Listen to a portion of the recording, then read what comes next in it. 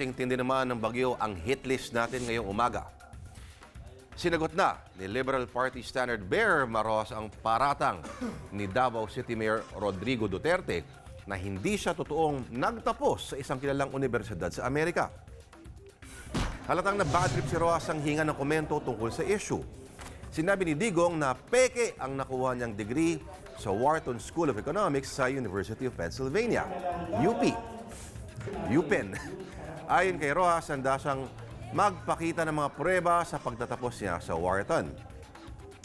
Sinulatan na ngaraw niya ang eskwelahan para mag-request ng kopya ng kanyang transcript at diploma. Iyahamon niya kay Digong, ganito, magsampalan kami. Kung hindi totoo ang Wharton degree ko, sampalin mo ako. Hindi ako iiwas or iilag. Pero kung totoo yung Wharton degree ko, sasampalin kita. Sampalin niya ako. Punta siya rito.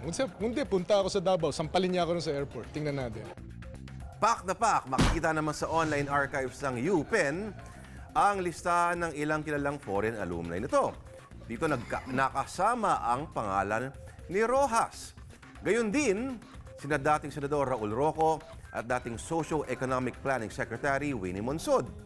Pero si Digong, hindi pa rin kumbinsido. Banat pa niya, baka sa rekto lang daw nagpagawa ng diploma si Rojas. Easy. Inimbento lang nila. Show me a certificate, a diploma. Show me a diploma and the graduation ceremonies where nakatuga ka, nandyan ang nanay mo. Ang bulayan, basig ako. Ito naman ang sagot ng alkalde sa amo ni Rojas ang magsampalan sila sa Davao Airport. No, basig. Dapat mo na siya nila. Oh, Sa airport daw, makita mo tingnan sa na. airport. Ayaw na. Dito na sa iyang balay mismo. Tuon ako siya. Sa gitna naman ng bangayan ng dalawa, kumakalat ngayon ng video na magkasama silang kumakain sa isang karinderya sa Davao City taong 2009. Ang Ganyan ganda! talaga ang politiko. Pero kahit na... No permanent friends, no permanent enemies. Pero kahit mali Ganyan si Digong, talaga. mali si Digong sinasabi niya, Oo. at tama si Rojas, na pag-uusapan sila ngayon. Sa Pero hindi ko nakakatuwa. maintindihan, sino ba kasi nagbigay ng impormasyon kay Davao City Mayor Rodrigo Duterte na hindi talaga graduate ng UPenn, UPenn. si Mar Rojas. Kaya konting Siguro research mo lang nag-Google siguro yung mga staff. Sa initial Googling, Naman. hindi mo mahanap. Baka naghanap Wharton University. Mga ganon. Oo. So, teka muna, i-trace natin paano nagsimula to. Hindi ito sa akusasyon ng ano. Hindi yan dyan nagsimula. Saan nagsimula? Nagsimula pa yan sa isang forum sa Ateneo. Sinabi ni Mar Rojas na myth daw ang claim ni Duterte na safe city ang Davao. Na ayon daw sa mga yes, na may yes. 18,000 crimes daw na itala at a certain period. So you think that ito talaga, this is just the beginning na he said, Oo, so yan. magbabangayan talaga yung Shots fired yun, Grace. Oo, Ngayon, shots fired. sa kanyang programa naman, bumawi si Digong. Sabi niya, si Mar daw, tatanga-tanga ng Yolanda. Bakit? Mamimigay daw ng uncooked rice. Bakit ka mamimigay ng uncooked rice? Walang pangluto yung mga tao. tama nga naman. Tapos panic daw. Ano yung may terms na ginamit eh? Hindi raw sanay kasi hindi naman daw humawak ng local executive position, etc. etc. Mga ganyan. Pero kasi, Tapos, tama nga naman na naging parang Waterloo ni Mar Rojas ang Yolanda eh. Di ba? Okay. Talagang yung popularity niya and yung pagpatikos sa mga tao bayan during Yolanda and after Yolanda hit us, talagang grabe.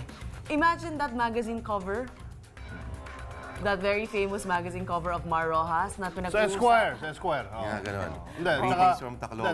tsaka sa sobrang badly handled nga. Pati dun sa di ba, sa COP21. Ano? Yun yung mga dala nilang photos.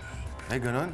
Yung mga photos ng Yolanda. Pero anyway... Teka muna tanong, kayo ba isang ayon dito Oo. sa ang political diskurso natin ngayon, imbis sa issue sa pinag-uusapan natin, sampalan. Yan ang politika dito sa bansa natin, lalong-lalo na sa probinsya. Kaya si Secretary Rojas, siguro, I don't know, mali si Digong sa pagsabi na hindi graduate ng UPenn o Wharton. Pero, sa asaran, dun sa asaran, just imagine, pupunta si Digong sa bahay sa White House. sa Cubao at nagpasampal siya kay Marojas. Di ba? Di, nandun lahat ng camera, di ba? Eh, alam natin ang bahay niyan eh. Sa may bituason yan eh. Laki ng gate eh. Pero alam mo naman, hindi siguro sasampalin ni Secretary Hindi Mar Rojas. naman. Gagawin Alam mo, siguro siya. tinitingnan ko Fist sino. bump lang. Tingnan mo, yung isa nagkakamay, yung isa table manners. Kutsara, tenedor. O hindi, nagkamay din siya. Susubukan ko O, hindi, magkamay. Oy, Nagkamay din Indio, siya. paano ba magkamay? Yan. Di ba? Hindi, walang sampalan. Dapat sa bahay ni Secretary Mar Rojas. Ito isang issue, no? Bakit sampal? Bakit hindi sapak? Di ba? Pag-usapan natin to. Bakit nga ba? Magkaibang Talaga? sampal, magkaibang O, sapak. syempre. Hindi kasing sakit ang sampal, pero masakit sa dignidad. Diba? Eh, bakit Alam mo ang yung term sapak na ba? bitch slap, Pero bakit ang sapak pa hindi mas masakit baka sa dignidad? lalaki. Hindi, may ano yun, lalaki yung sampal eh. Pag yung sapak, pag So sinampal you ka, think it's there's may a deep insulto yun eh. There's a deep Lalong-lalo na sa kultura. underlying meaning. Nung World War II, Grace, ito, ang mga Hapon daw, pag sinampal ka, insulto yun. Lalo na pag sa kapwa lalaki. Well, Kaya nga sa ano, di ba, mga teleserye, pag sinasampal, nasasaktan talaga yung lalaki, yung babae. kaya may mga Korean telenovela, puro mga sampalan. Teka muna. Ganun din, Ito yung nasa imagination ko. Oo. Sinong panalo? At Pag the end of the nagsampalan. day- Sa Hindi, asaran na to? Hindi, kasi natural, sasampalin talaga kung sinong dapat ang magsampal. Si Marojas yun. Kasi Oo. Kasi tama mali si Mar. talaga si Mali si Mayor dito. Mayor eh. O, Misinformed. pero sino ang magiging tama nito? Sino yung magiging kawawa sa mata ng publiko kapag sinampal live on TV? Dapat yan i-cover natin. Oo nga, kanino maaawa yung tao? Kung talagang natuluyan talaga yung Parang ano sampalan. eh. Yun nga, Kahit may edad na si Duterte, para mas malakas pa rin ang kamay ni Digong eh. Hindi, yung Tingnan mo, yun. hindi makakasampal si Digong kasi nga mali nga siya. Si Mar ang sasampal kay Digong kasi Eh di ang kawawa Hindi, si ang Digong. tanong mo kasi kung magsasampalan sila. hindi. I mean, sino ang magiging kawawa sa mata ng publiko? Si Digong. Si Digong. O sino mananalo at the end of the day? Si- Si Roy Sinieri. Pero alam mo, alam din naman niya siguro na Mar will never. 'Di ba? Hindi naman na totoong gagawin niya. Siguro fist bump lang. Kasi Ganyan. tayo, yung magiging reaction natin, pati netizen, buti nga sa'yo, Digong, mali ka. Pero hindi Hindi eh. Yung reaction ng tao, natatawa sila eh sa, Ay, hindi. sa discourse. Iba eh. sila ngayon online. Magsabi ka ng masama about Digong. Galit na galit. Grabe. Grabe. Hindi, kaya nga. Yung may nangyari kay Carlos Celdran. Kaya nga, the point is, At kay Commissioner on Human Rights, Commissioner na si Gascon. Chito Gascon. yeah, si Gascon, si Chito. Chito, Kaya grabe. nga, kahit na mali si Digong, lahat kumakampi sa kanya. Di ba?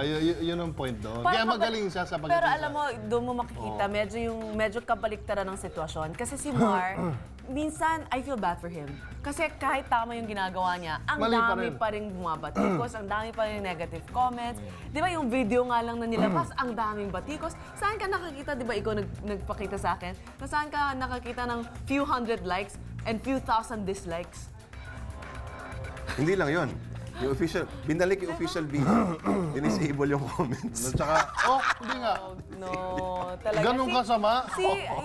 Kaya medyo I feel bad for Mar kasi si Mar trying his best naman talaga to do the right thing and his heart is in the right place. I really believe so. Kaya lang masyado na siyang naging nega sa mga tao. I really think it started with the Perceptions. Yolanda and it was just downhill from there. And he's Perception is really key. just working with Liberal Party now through the endorsement of the President. Yung daang matuwid, yun na lang yung paraan niya para bumalik sa dati niyang popularity and acceptance by the people. Si Perception Digong is naman, key. kahit mali na yung sinasabi, kahit unacceptable for me, sometimes yung mga lumalabas sa bibig niya as a presidential candidate, tuwang-tuwa pa rin yung mga tao. Because It's really perception is a key. dichotomy there. Perception is key. The perception is, makamasa si Digong, mayaman si Mar, kahit na mali ginagawa ni Digong, tsaka makikita mo na master talaga sa pagdating dito sa mga publicity. Sobrang galing. Kaya pinag-uusapan, no? Ay, this is our Ay! politics. Una tayo. Personality-based. Sana sampalan. At Kontra no ba? point in our history na umabot ang mga kandidato sa banta ng sampalan. Hindi, parang yung 92 election, di ba? Na yung nag-asaran sila ni Mitra, sila ni... Oo, pero walang sampalan. Hindi, pero... Ano yung masasabi kayo Eh, ikaw, meron kang rancho eh. Ay, marami kang babae. Ikaw naman si Pilar Pilapil. Parang ganun, grabe. Ano kaya masasabi niya, Senator Miriam Santiago, kung siya yung naging arbitrator? Ay, mananampal ng din dalawa? yun. Baka sampalin niya muna. Tumigil na kayong dalawa. Nako. Be sure to come back. News 5 everywhere. Copyright 2015.